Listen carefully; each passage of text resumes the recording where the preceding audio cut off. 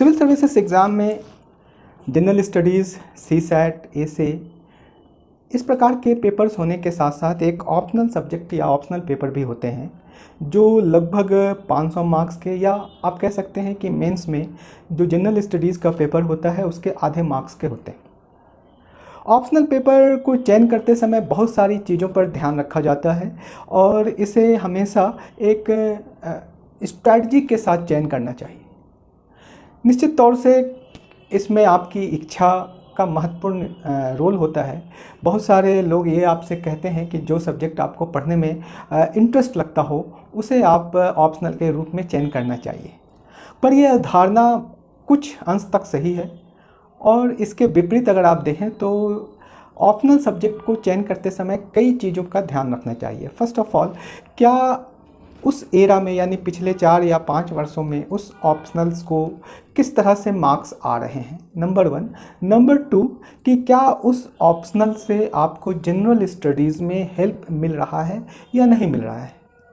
और तीसरी बात ये कि क्या वो ऑप्शनल के जो चैप्टर्स हैं या टॉपिक्स हैं वो कितने वास्ट हैं। कई बार ऐसा होता है कि सिविल सर्विसेज में कई 3-4 वर्षों तक किसी एक ऑप्शनल को एवरेज अच्छे मार्क्स नहीं आते हैं। तो ऐसे स्थिति में आपको इस बात को ध्यान रखना चाहिए कि वो समय उस ऑप्शनल सब्जेक्ट का नहीं है। हाँ, 4-5-10 लोगों को उस सब्जेक्ट में भी बहुत मार्क्स आते होंगे, पर हमें उस पर ज़्यादा ध्यान नहीं देना चाहिए। दूसरी बात यह है कि ऑप्शनल को चयन करते समय आप इस बात का हमेशा ध्यान रखिए कि क्या इससे आपका प्रीलिम्स में फ़ायदा होता है, इससे क्या आपको मेंस एग्जामिनेशन में फ़ायदा होता है और क्या इससे आपको इंटरव्यू में फ़ायदा होता है। आपने देखा होगा आज के समय में, यानी आज 5 साल 6 साल से आपने देखा होगा कि बहुत बड़ी संख्या में जो टेक्निकल बैकग्राउंड के स्टूडेंट्स हैं, लाइक इंजीनियरिंग, मेडिकल के बच्चे जो हैं, वो सिविल सर्विसेज में टॉप रैंक ला रहे हैं और बड़ी संख्या में उनका चयन हो रहा है। अगर आप उनके ऑप्शनल पेपर को देखेंगे तो वो ह्यूमैनिटीज़ के ऑप्शनल को ज़्यादा ऑप्ट करते हैं। अब आप मुझे ये बताइए कि क्या उनकी कभी ये इच्छा होती होगी कि वो history, geography, polity, economics, public ad जैसे सब्जेक्ट की स्टडी करें। उसकी इच्छा नहीं है, लेकिन उसने इस चीज़ का एनालिसिस किया कि कौन ऐसा सब्जेक्ट है जिससे उसे प्रीलिम्स में, मेंस में और इंटरव्यू में फ़ायदा मिलेगा। बहुत सारे सब्जेक्ट्स में से आज मैं जिस सब्जेक्ट के बारे में आपसे बात करना चाहता हूँ वह है लोक प्रशासन यानी पब्लिक एडमिनिस्ट्रेशन। सिविल सर्विसेज के मेन एग्जामिनेशन में पब्लिक एडमिनिस्ट्रेशन 500 नंबर का पेपर होता है अन्य पेपर की तरह, जिसे 2 paper first and paper second के रूप में बांटकर लिया जाता है, 250 और 250 करके। पब्लिक एडमिनिस्ट्रेशन एक ऐसा सब्जेक्ट है जो आपके माइंडसेट और आपकी इच्छा के अनुसार ही है, क्योंकि आप पब्लिक एडमिनिस्ट्रेशन करना चाहते हैं, लोक सेवक बनना चाहते हैं, तो ऐसे स्थिति में कुछ आपको लोक प्रशासन के संदर्भ में जानकारी की आवश्यकता होगी। एक सामान्य व्यक्ति भी ये बोल सकता है। अगर हम पब्लिक एडमिनिस्ट्रेशन के सिलेबस की बात करते हैं तो ये सिलेबस 2 भागों में टूटा हुआ है। पेपर 1 जिसमें टोटल 12 यूनिट होते हैं और पेपर 2 जिसमें टोटल 14 यूनिट्स होते हैं, यानी कुल मिलाकर करके आप देखें तो लगभग 26 यूनिट का ये पेपर है। लेकिन इसमें भी अगर आप देखेंगे कि तो पेपर 1 और पेपर 2 में 2 टॉपिक या 2 यूनिट ऐसे हैं जो एक दूसरे के साथ बिल्कुल मेल खाते हैं। अगर हम इससे देख लें तो फिर ये आपका लगभग 24 यूनिट के आसपास है। पेपर फर्स्ट जिसमें ज़्यादातर टेक्निकल पार्ट होता है, थ्योरीज होते हैं, और पेपर 2 जिसमें हम इंडियन एडमिनिस्ट्रेशन को पूरी तरह से पढ़ते हैं। अब जब आप इंडियन एडमिनिस्ट्रेशन को पूरी तरह से पढ़ेंगे तो आपको पूरी तरह से गवर्नेंस एंड पंचायती राज व्यवस्था, जिला प्रशासन, स्टेट एडमिनिस्ट्रेशन, सेंट्रल का एडमिनिस्ट्रेशन, है ना, फिनेंशियल एडमिनिस्ट्रेशन, इन सारी चीज़ों को पढ़ना होगा जो आप डेली देखते हैं। और जब आप लोक सेवक बन जाएंगे तो उसे जा करके आपको यही सारे काम को करना है। तो ऑब्वियसली है कि कोई भी जो टेक्निकल बैकग्राउंड का भी होता है उसे पब्लिक एडमिनिस्ट्रेशन एक अच्छा सब्जेक्ट और इंटरेस्टिंग सब्जेक्ट लगता है। दूसरी बात यह है कि क्या पब्लिक एडमिनिस्ट्रेशन से आपको प्रीलिम्स में हेल्प मिलता है। तो आप एक बात को समझें कि प्रीलिम्स एग्जामिनेशन में 100 क्वेश्चंस होते हैं जिसके आधार पर कट ऑफ बनता है, और ये जनरली 100 में अगर आपने 46 47 to 46 नेगेटिव काट करके आपने सही किया है तो आपका प्रीलिम्स क्वालिफाई होता है। अब अगर हम प्रीलिम्स की बात करें तो प्रीलिम्स में बहुत सारे एरियाज़ हैं, हिस्ट्री है, ज्योग्राफी है, पॉलिटी है, इकोनॉमिक्स है, साइंस एंड टेक्नोलॉजी है, इन्वायरमेंट है, करंट अफेयर्स है। अगर हम इकोनॉमिक्स की बात करें तो ज़्यादातर क्वेश्चंस 20-25 क्वेश्चंस इकोनॉमिक्स से हर साल पूछे जाते रहे। अगर हम पब्लिक एडमिनिस्ट्रेशन सब्जेक्ट और इकोनॉमिक्स प्रीलिम्स की बात करें तो आप देखेंगे कि 10 से 12 क्वेश्चंस एवरी ईयर जो आपने पब्लिक एडमिनिस्ट्रेशन में पढ़ा है वही प्रीलिम्स में भी आते हैं। इसी तरह से अगर आपने इंडियन एडमिनिस्ट्रेशन पब्लिक एडमिनिस्ट्रेशन में पढ़ा है तो ऑब्वियसली है पॉलिटी एंड गवर्नेंस के बहुत सारे क्वेश्चंस उससे बनते हैं। ओवरऑल 25 to 30 क्वेश्चंस आपको पब्लिक एडमिनिस्ट्रेशन से पीटी एग्जामिनेशन में ज़रूर मिलेंगे। अगर आप उस 30 में से 20 अराउंड्स भी आपने सही कर दिया और आपका कट ऑफ 48 पे जा रहा है तो अब आप 28 अगर एक्स्ट्रा नंबर लाते हैं जिसके लिए आप पूरा जीएस पढ़ते हैं। इस 20 क्वेश्चंस जिसके बारे में मैंने अभी आपसे बात किया ये तो आपने ऑप्शनल पढ़ करके निकाल लिया। अगर आपने 28 क्वेश्चंस के लिए जीएस में बहुत अच्छे से मेहनत किया है तो ऑब्वियसली है कि आपका 30-35 वहाँ से बन जाएगा और आपका प्रीलिम्स हो जाएगा। अब आते हैं हम मेंस एग्जामिनेशन की तरफ। मेन एग्जामिनेशन लगभग 9 पेपरों से सजा होता है जिसमें 2 पेपर क्वालिफाइंग इन नेचर होता है, इंग्लिश एंड लैंग्वेज पेपर, जिसको हम लोग हिंदी भी कहते हैं। 250 मार्क्स का एसे या निबंध होता है जिसमें लगभग 8 एसे दिए जाते हैं और आपको 2 लिखना होता है।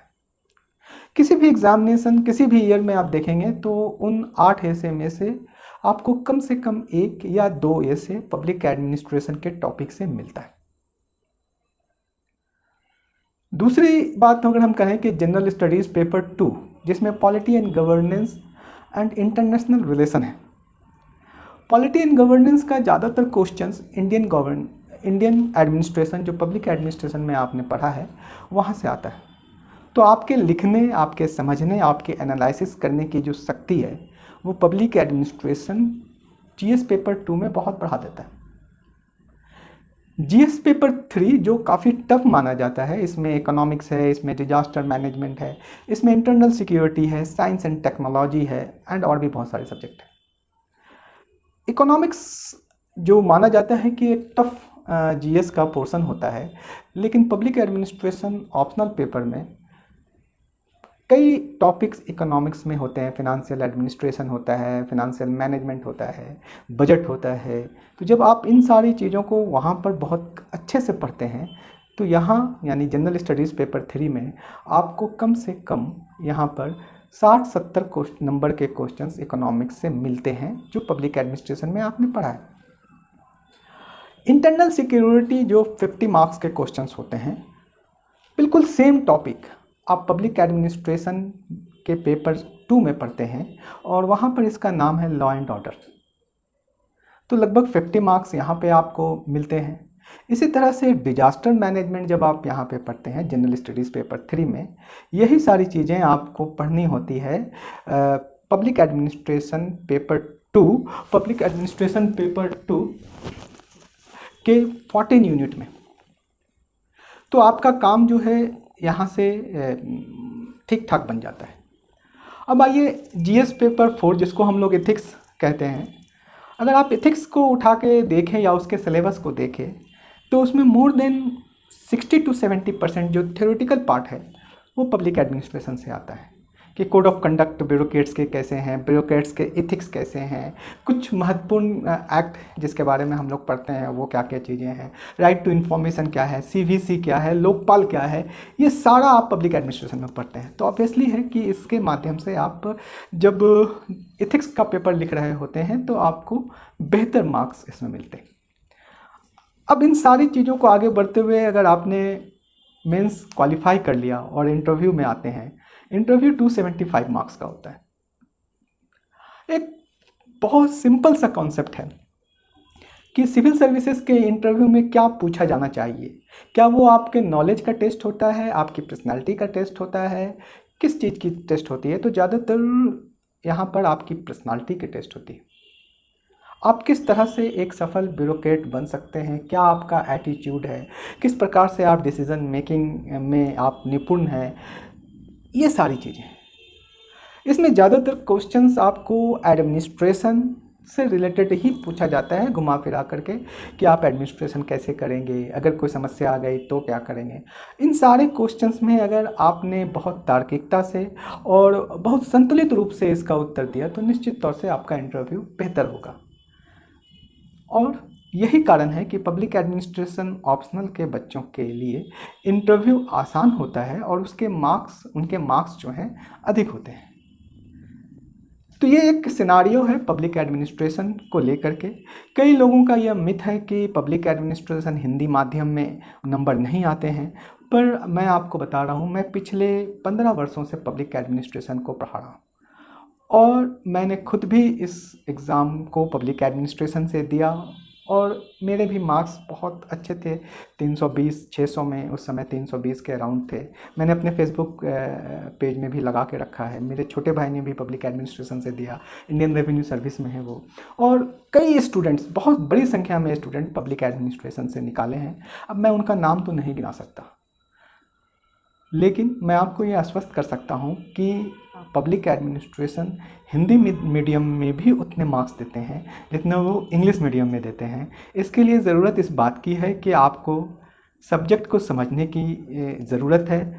आपने जो समझा है उसे किस तरह से लिखें, किस तरह से जब उस पर कोई प्रश्न पूछे जाए तो उसका उत्तर दें, इसकी प्रैक्टिस, इसके लिए बार बार आप में सुधार, इसकी ज़रूरत होती है।